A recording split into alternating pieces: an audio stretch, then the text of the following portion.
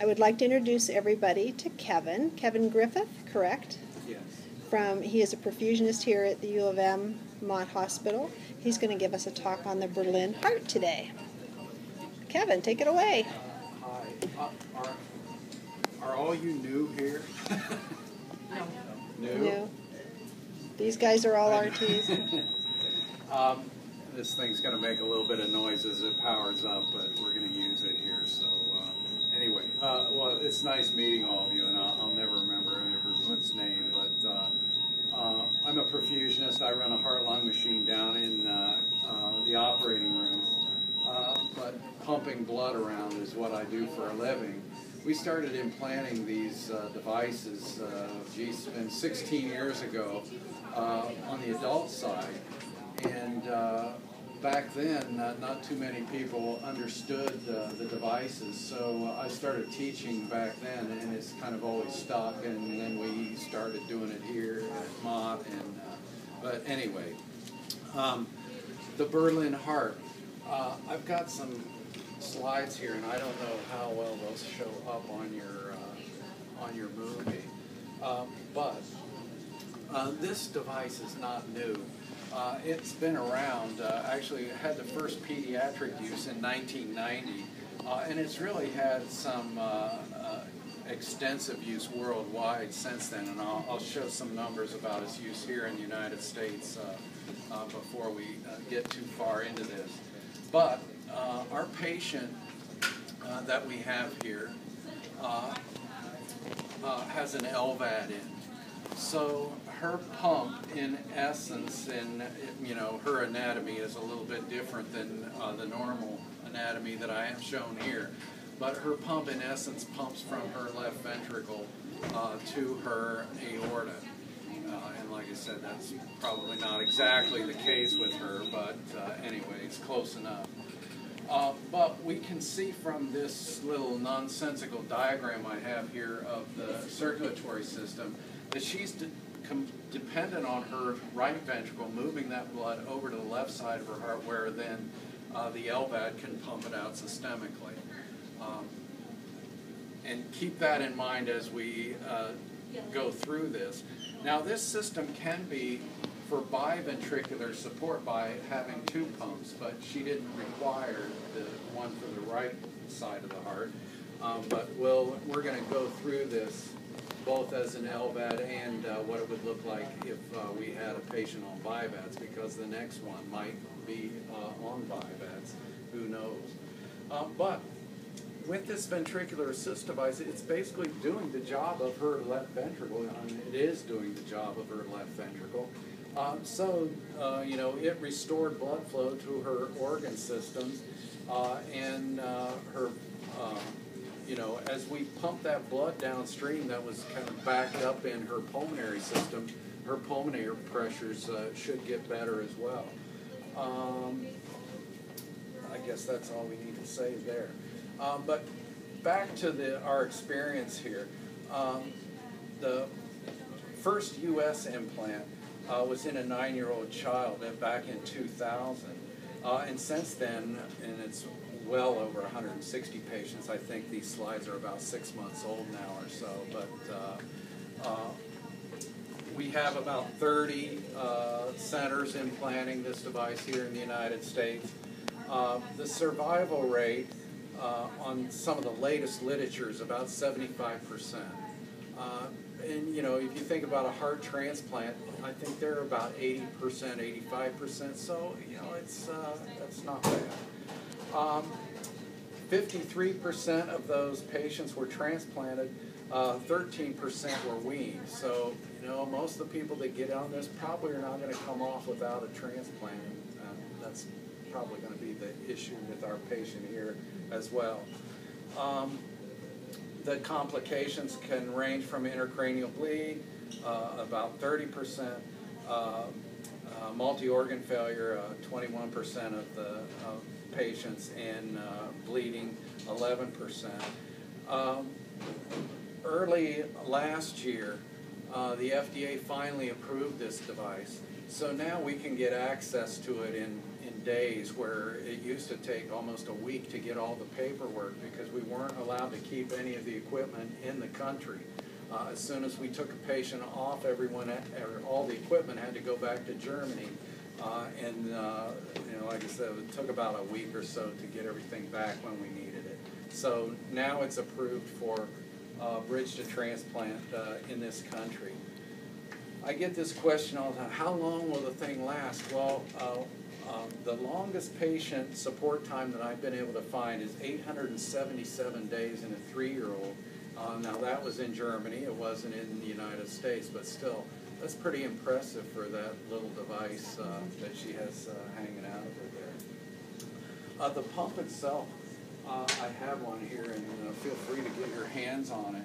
But it's a polycarbonate pump, and it's really quite flexible. And if you go look at her pump, you can see that it it expands and contracts with each beat. It's quite flexible. It has a blood side of the pump and an air side. This is a pneumatic system, meaning it's driven with air pressure. It has a flexible diaphragm that separates the air side from the blood side of the pump, and then the console there just cycles that pressurized air in and out of the pump to create systole and diastole. So this is a pulsatile pump. Some of the pumps we have on our adult side just give continuous flow of blood, but this one acts much more like our own heart, where it stops and fills with blood and then pushes the blood out into the circulation. When we have a pulsatile pump, though, we have to have one-way valves to control that flow of blood. So this pump has a polyurethane inflow and outflow valve that controls the forward flow of blood when it's in systole and diastole. So there's going to be, well, this little tube I have connected is simulating the drive line that would be connected.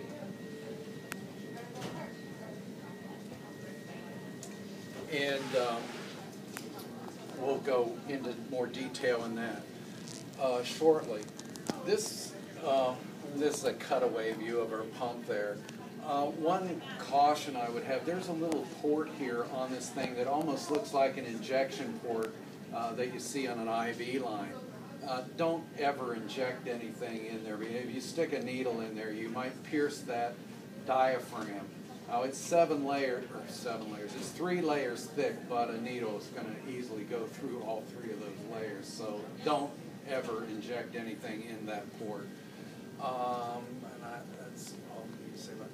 This company makes a range of size of these pumps, and based on her body weight and her flow requirements, she has a 25 ml pump in it. But they also make a 10 ml pump for patients less than 10 kilos. 25 and 30 ml for patients less than 30 kilos. They also have a 50 and 60 ml for larger or even adult-sized patients. If we were going to have a patient on biventricular support, one of our big concerns with biventricular support is that we don't want that right pump pumping more than the left pump.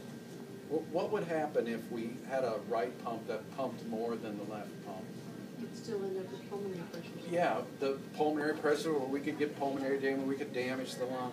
So if we required biventricular support, the company would prefer that we use a larger pump on the left than on the right. That way the right pump can never pump more than the left, because the left pump always has more capacity than the right pump.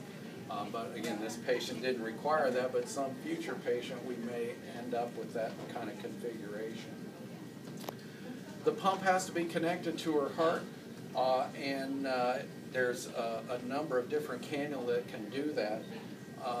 Now, I'll show you a blow-up of the ends of these here in just a minute so you give a little better appreciation of how they work. But all the cannula have a velour section that then, when they externalize the cannula, that velour area of the cannula ingrows into the tissue to help create a bacterial barrier and to help keep things sealed. So here's a close-up of the end of those cannula, and they're designed for different areas of placement in the heart. This is the cannula that she has attached to her aorta. So this thing has a little sewing ring on it that allows it to be attached right to the, they put a side-biting clamp on part of her aorta and sewed that, or made a little slit in her aorta and then sewed that directly to the wall of her aorta. And she has, I believe, this cannula as the inflow. We always talk, when we talk in relationship to these pumps, the blood inflow and out of the pump, not blood in and out of the patient, because it's just the opposite. So by convention, we talk blood in and out of the pump. So her pump is pumping out through a cannula like this, and the blood is flowing into the pump through a cannula like that. The console. You know, it's big. It's bulky. I wish you could see some of our adults. We have patients that have gone back to work on the, because all they do is carry around a little controller and a set of batteries. But we're not going to be able to send her home on this. It's one of the unfortunate parts of this system. You might not want to show this film to BerlinHeart, but I'm sure they already know that. I won't. But anyway, it's big, it's heavy. It doesn't have much battery life that limits our mobility. So it's not a real sophisticated device. But it's one of the only things that we have available for children. There's just not enough demand. I mean, the number of kids that need this is really minuscule compared to the number of adults that need ventricular assist. So all the money and all the investment goes into adult systems, and there is very little done for investment done for development of pediatric systems. Our government released some money a few years ago to try to help that along, but it wasn't enough, but so we still don't have any pediatric systems. This is from Germany. The console, it has a couple of, or several modes that it can operate in. Our patient right now is operating in the asynchronous mode, meaning that both of her pumps are pumping simultaneously. Now, with the smaller size pump that you saw earlier, it may be necessary, if we had bivads, to empty one so that the other one would fill, and then empty that, and that would be called the synchronous mode, where one is emptying, the other one's filling, and then vice versa. We thought perhaps we might have to use that with her, but we ended up not having to do that either. And then there's another mode where one pump can be operating at one rate and the other pump operating at another rate. But anyway, she ended up with only an Lvad, so again, we only have one pump and it's operating at 60 beats a minute. So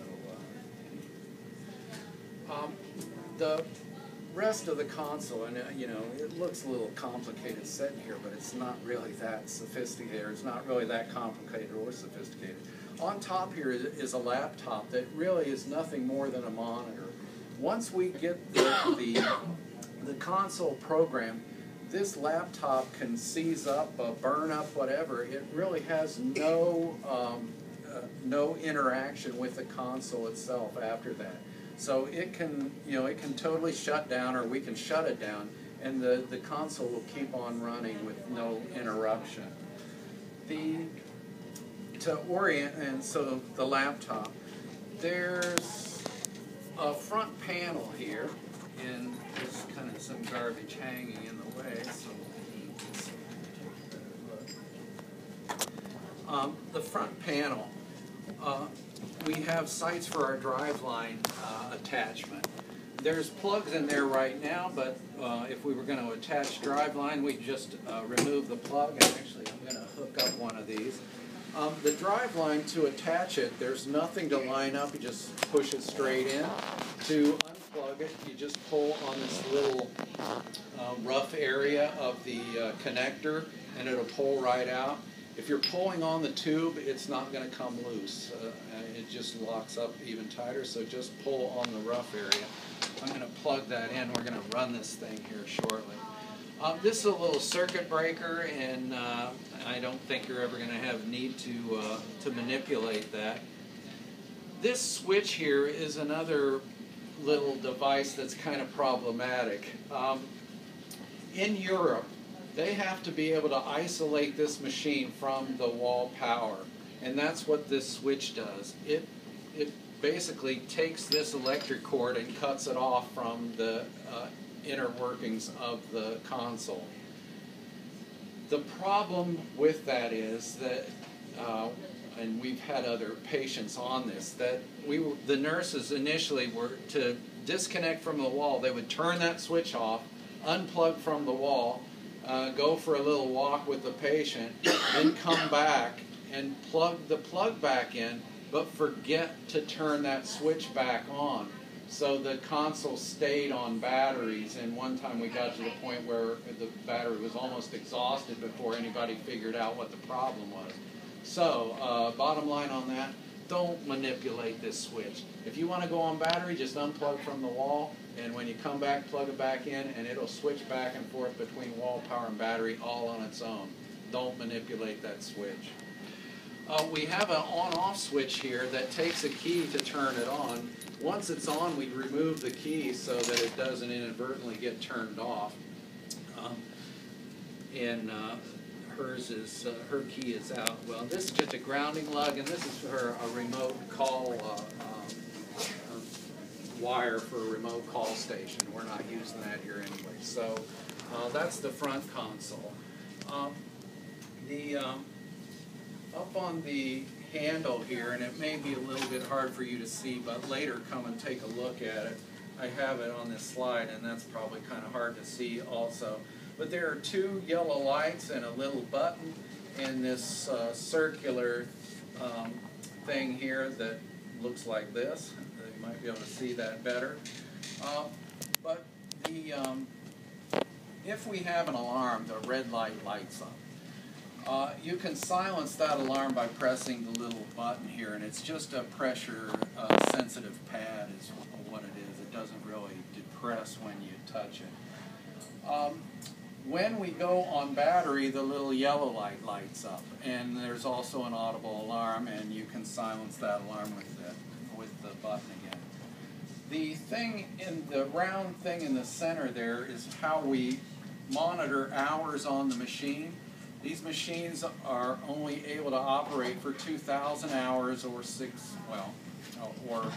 idle for 6 months before they have to be re-inspected. So there's an hour counter here right in the middle that counts up the hours to its next inspection period. We'll keep track of that for you. There's nothing that you have to do, and when we get close to the time, we'll switch her to her backup console. Right. When we're using the batteries, and right now we're not using it at all because she's confined to her bed, but as she starts to recover, we're going to want to get her up and get her moving. And we're going to be using those batteries. Now, the battery system is a little bit poor, but that's all we have. It basically has a guaranteed life of 30 minutes. Now, that doesn't give you much mobility, but as soon as you plug back in, the batteries will start to recharge. And most of our other patients, we didn't have a huge issue with them being mobile. And also, when she gets to that point, we'll get some other portable battery systems that, if we can take her outside and whatnot to try to give her some outings away from the floor here. So we'll cross that bridge when we come to it. But anyway, until you get down to about 15 minutes of power remaining, all of these lights will be lit, meaning the battery is fully charged. But after 15 minutes of battery operation, then these lights will start to extinguish. And there's 7 of them, so, judge your time according to how many lights you have left. If you let it go long enough, the last light will start to blink. When that starts, you better get plugged in because you're almost out of power, and you know it's never going to get to that anyway. But that's what we have there. And like I said, when that starts to blink, you have less than 2 minutes of power remaining. So get plugged in at that point. If the batteries are completely discharged, it takes 6 hours to recharge them, and we've never had that yet. You know, usually it's short trips to PT or whatnot, and we plug back in, but it does take 6 hours if they're completely discharged. The monitor then, and let me get this thing working here.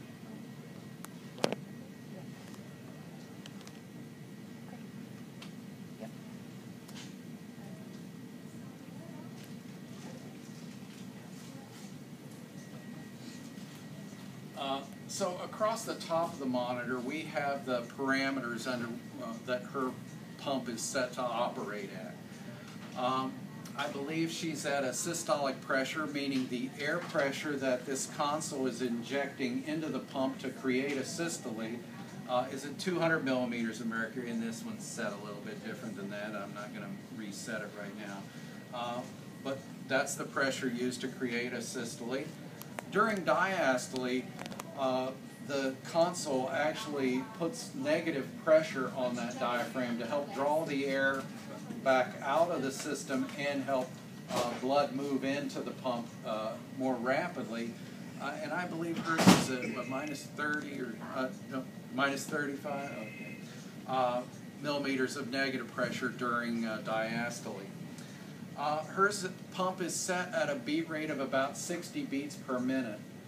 Now, that is a little bit slow for the pump that she has. We would really like to see it run a little faster than that because the blood that rushes through here washes this pump and keeps the thrombus down. But she was a kind of a borderline patient, so her pump is running a little bit slower to give her the amount of flow that she needs based on her size. Percent systole. What are the two phases of the cardiac cycle? You sleeping? Systole and diastole. Well, it's the same with this pump. It has systole and diastole. Those two phases together are a complete cycle. So this device, we can regulate how long we hold this pump in systole and thereby indirectly how long we give it to fill or give it in diastole. Now she has a small cannula, a 6 millimeter cannula as the inflow cannula to the pump. And really that's the limiting factor on filling.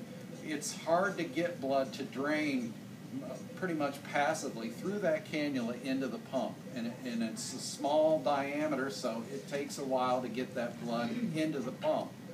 When we pump out, we're physically pushing it out, so that's easy to do even through a small tube. We had to give her pump a longer time to fill. It's running at a slow rate already, but we also had to increase that diastolic period by decreasing the systolic period.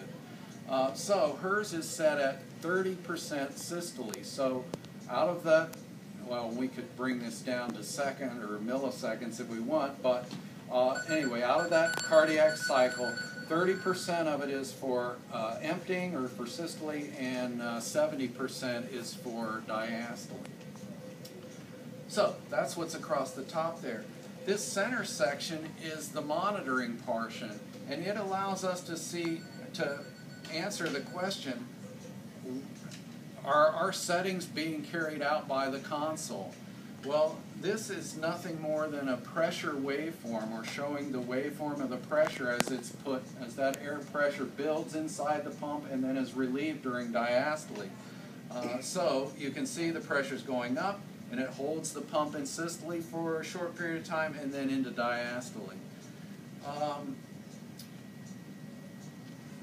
Along the axis over here on the left side, is millimeters of mercury.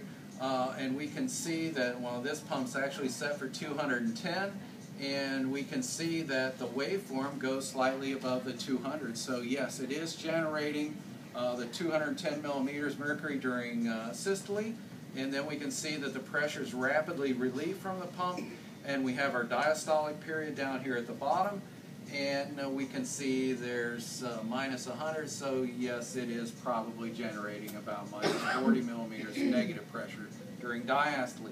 We can also look at the periods here. This pump is only set for 40% systole, so 60% diastole. Well, is that happening? So our systolic period should be narrower than our diastolic. And if we look here, yes, it is in fact happening that way. Now we can't see exact percentages, but you can get a feel for that as well. So this center area really allows you to confirm that, yes, it is doing what we told it to do. Down here at the bottom then is a message center for alarm messages and whatnot. Have you gotten any alarms at all with her? Or not today. Well, that's good. But anyway, if there's a number of things that can cause alarms in this, and we'll talk about a few of them here shortly. But alarm messages will occur here, and then you may or may not need to take action depending on what the issue is. Let me see here. Well, one thing that can cause an alarm is if there's a failure in the console, but this system has a number of redundancies built in. Like I said, it's capable of running 2 pumps at the same time, but and there's 3 really, you can see here, it kind of divides the case into 3 parts here. There is 3 pumping modules built in there.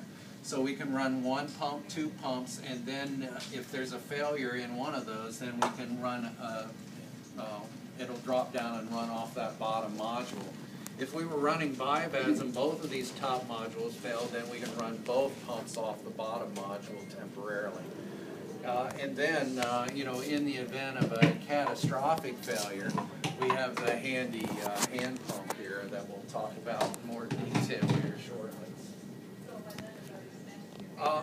The implant, and I'll say that the folks from BerlinHeart that were here said this was probably the 2nd most challenging implant that they've ever seen with a patient. Because of the previous repairs that she had had in her anatomy, it was difficult to find places to put the cannulas, but luckily it all worked out quite nicely. But also in small children, and I'll show you some other pictures, there's limited space in there. The pump hangs outside the body, as you've probably already seen, but the cannula, they still look quite large compared to her anatomy. And I'll show you some pictures here shortly.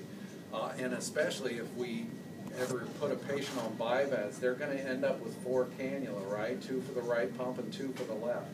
And it takes up a lot of space. Is her chest closed now or no? It's still partially open. I know they closed it, they had to reopen partially, but yeah, I mean, there's a space issue in there as well. Let's see. Well, I just said that.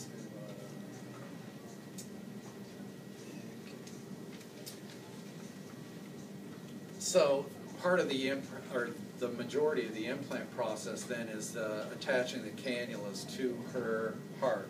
Now hers is not exactly this way, but anyway, this is an apex cannula that we saw earlier. So they have the heart, the apex of the heart elevated up out of the chest. For those reasons, we have to go on cardiopulmonary bypass to attach these cannula to her heart. So we would already be on bypass, elevate the ventricle out of the chest.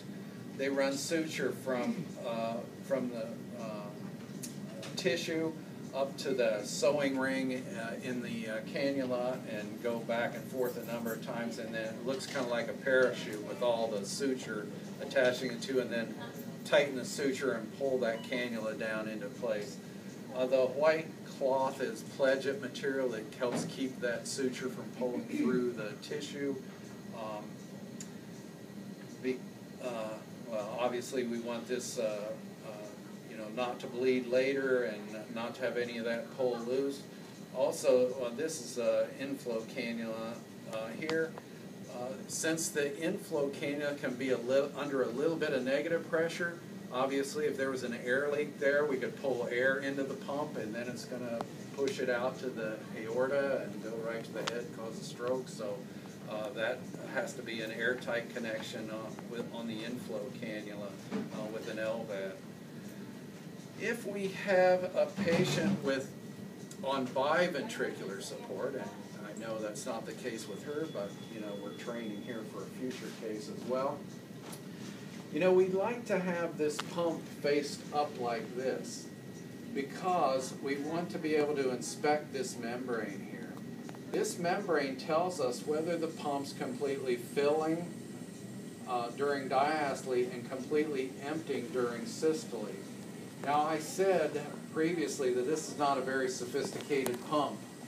We just look at it and say, oh, well, when it filled that time, the diaphragm was completely stretched. It didn't have any wrinkles in it. So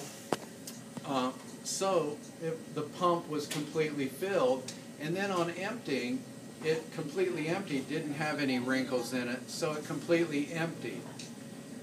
Now, this pump doesn't calculate any flow for us. We have to do that ourselves. If it completely filled and completely emptied, what's our stroke volume? She has a 25 ml pump in, so it's 25 mLs. How do we get her cardiac output then? Stroke volume times heart rate is output. So this is, you might as well say, all of her cardiac output here. So if it's completely filling and emptying, we're sure that her output is at a beat rate. Hers is a beat rate of 60 beats per minute. Her output would be 1.5 liters. Now, what if it's not completely filling? What if there's still a wrinkle in there when it's filling? What's the stroke volume now when it completely empties? Yeah, not 25. We don't know what it is, but it's sure not 25. So we would like to have this pump completely filling on every beat and completely emptying. Now, completely emptying, we don't want stagnant blood sitting in this pump and starting to form thrombus. So we definitely want it to completely empty. We would like to have it completely filled, but if it doesn't on every beat, so what? It's not a big issue as long as she has, enough blood flow to keep her, keep her happy. Also, it's not going to fill on every beat. This pump is running at 60 beats per minute. If we take her pulse, and we'll say her heart rate has been about 110 beats per minute. If we take her pulse, what are we going to get? Are we going to get 110 beats per minute, or are we going to get 60? If she's trying to be, it depends on how strong her own stroke volume is. We'll say 0. Okay. Then you should feel a 60. That's right. There's no synchronization between the two. The pump's running at 60, her heart's running at 110. No synchronization. So sometimes when this pump is filling, her heart's going to be in systole and not really have blood there for it. So sometimes it's not going to fill. And on other beats it's going to fill completely because of where it falls in her own cardiac rhythm. It's not that big a deal on the filling. I mean, We'd like it to completely fill, but it's just the fact of the matter is it's not going to fill on every bead. If you sit there and stare at it long enough, you're going to see, oh, it didn't fill on that bead. And like I said also, she's kind of on the borderline of this pump being a little bit large for her, so it may not fill on every bead. You know, but that's the way it is. Do we know exactly what her flow is? Not most of the time, but it's somewhere close to 1.5 liters. Is that adequate? Well, you know, she's got good blood pressure, she's got good capillary refill. All the other signs are that she's being well perfused, so it must be all right. Is that very good? I don't know. It's good enough, I guess. You know, some of our adult systems have very accurate flow readouts, but, you know, once they get healed up and start, you know, going about their daily activity, no one cares about what their flow rate is any longer, and it'll be the same with her. You know, once she's, you know, waddling all over this unit, nobody's going to care what her flow is. It's just, it's helpful to know what it is during these first few weeks to make sure that she's being adequately perfused, but you know, we don't always know for sure exactly what the flow is. Oh, so bringing us back to this picture here that I had.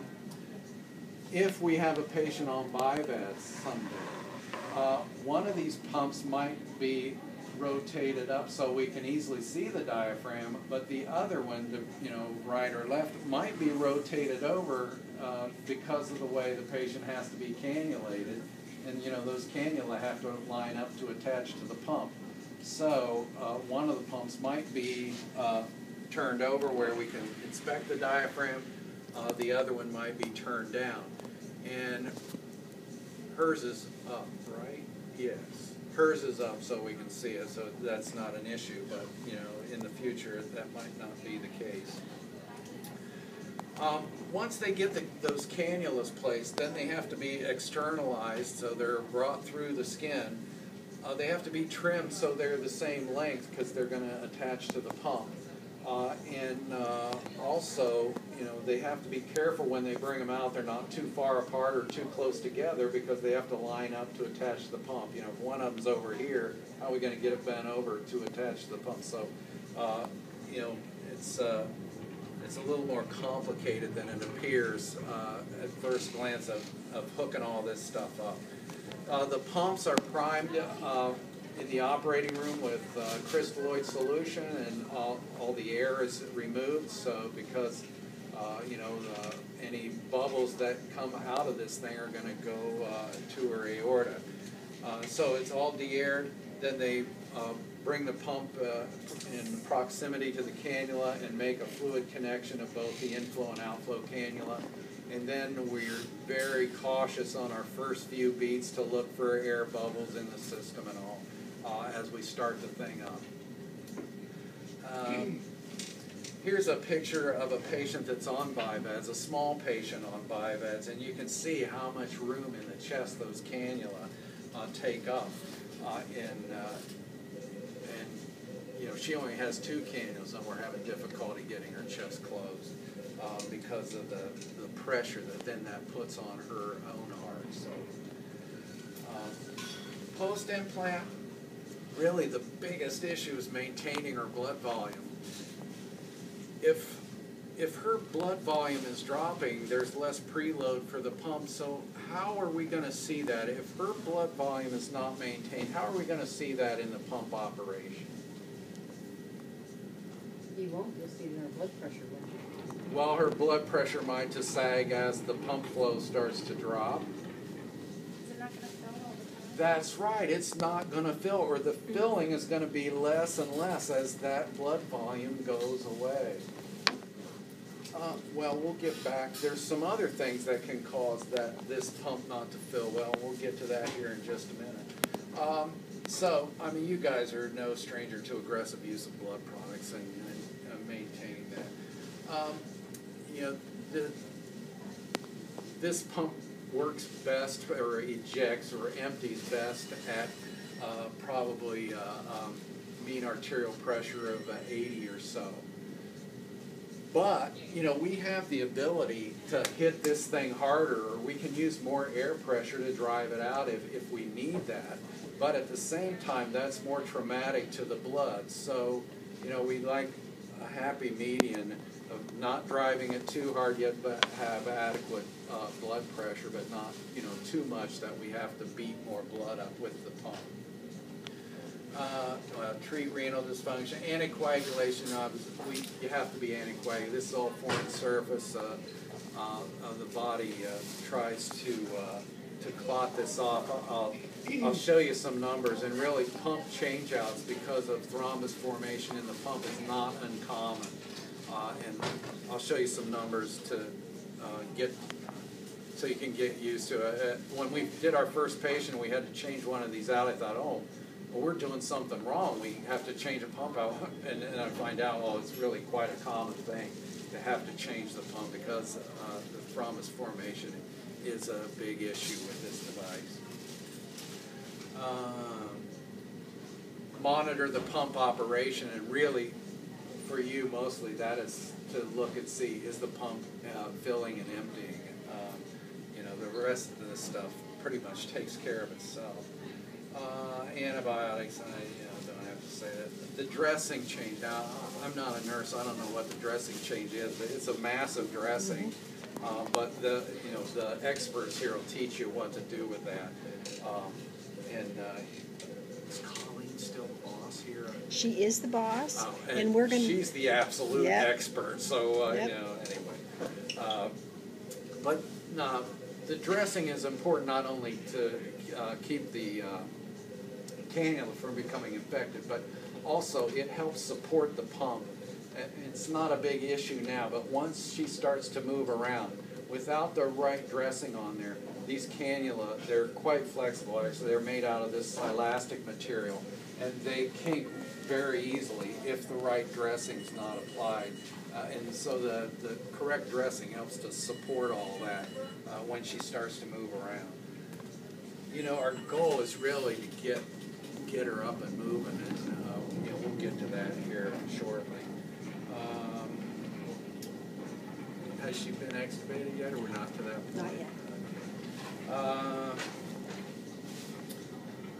Well, I'm sure this system's been explained to her family and all, but you know, on the next one, maybe you're going to be the one doing the explaining. But you know, they should have a good idea of what's happening before surgery. But still, you know, I don't think it takes a while for it to really sink in what this thing is, what it's doing, and you know, continue to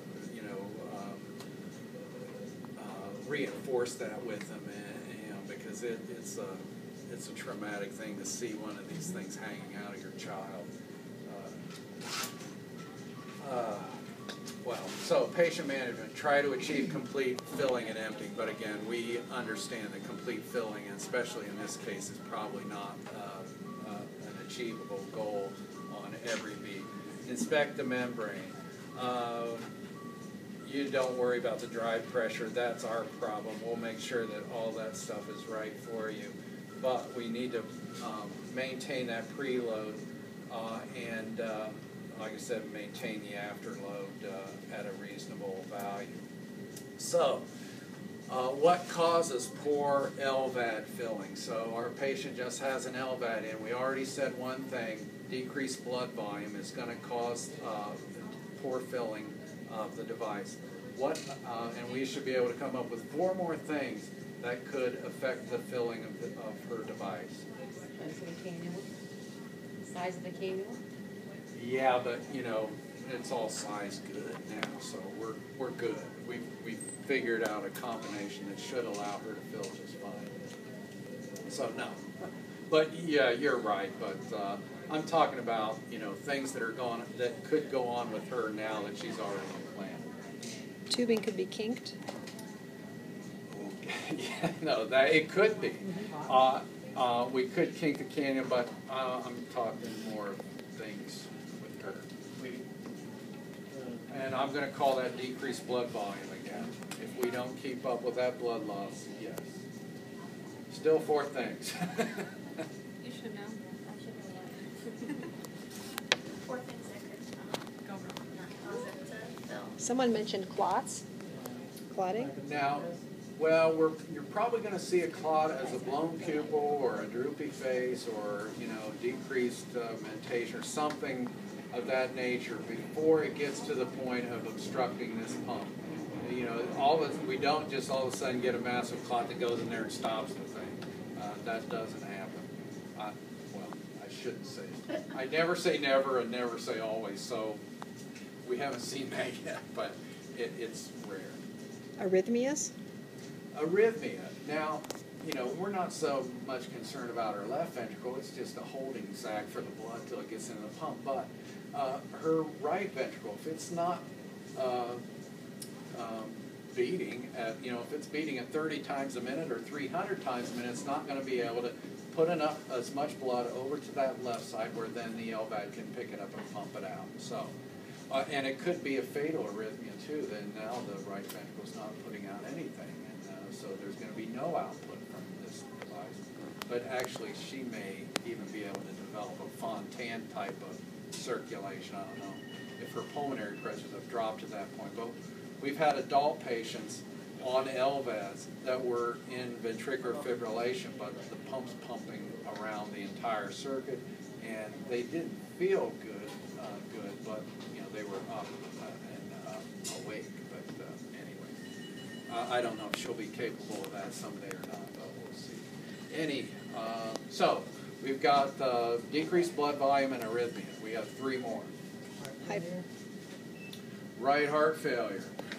And, you know, so most of the meds, the inotropes that she is on are directed at her right ventricle now, not so much the left. 2 more. Yeah.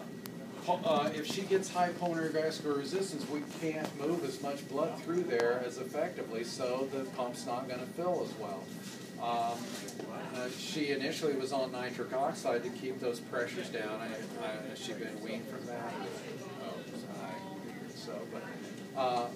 But anyway, you know, maybe she'll need blood again someday, and you know, she could develop some pulmonary hypertension as a reaction to this blood product. So, you know, it could happen all over again. So, good. 1 more. High pressure on the mechanical ventilator, like high heat. Oh, yeah. It's a good thought. It's a good thought. No, it is. It's definitely a good thought. Well, let's take that pressure thing just a step further. Blood that accumulates in the chest and it's not evacuated leads to what? Yeah, and actually she did have a couple of episodes of that, and she came back with her chest open, then they closed it and tamponade and had to reopen, so, and now she's partially open, so, yeah. So, you know, the blood loss thing, as long as it's coming out the chest tubes, we're usually in good shape, but then when that stops, that's when you have to start to be concerned about tamponade. And it can happen pretty quick. You know, they compensate for a little while, and then boom. Anyway, tamponade. So those are the 5 things. If the pump is not filling as well as it was, you know, sometime previous, you know, go through the list. You know, do we have blood loss? Do we have an arrhythmia? You know, is a right heart starting to fail? Is she getting her inotrope? You know, 5 things. Now, what if we have a patient on biventricular support? So now we have a pump on the right and the left. How much of that list still applies to a patient on bivads? That, you know, what causes those not to fill well? Hmm? What are they? You would still have your tamponade. Still have tamponade. Still have blood loss. Keep on the ventilator. Pressure's on the ventilator. But we have a pump that can pump through that now, so we're not so Similar concerned. to tamponade. Yep, we've bypassed it. Right. Well, we have a pump that can pump through that Yeah. pulmonary vascular resistance now, so we don't have to be concerned about it. So with a patient with BiVAD, well, if the cannulas aren't king, it's just blood loss and tamponade. Are reasons why the pump would not fill well. And so really, if if I'm a nurse, I'd rather take care of the Lvad. Lvad patient, much simpler, but that's not necessarily better for the patient, you know. I mean, having one of these hanging out of you is bad enough, but two is even, so. Anyway, it's good for her that she's only got a Lvad, but it makes for a more complex patient by far. Are you guys using this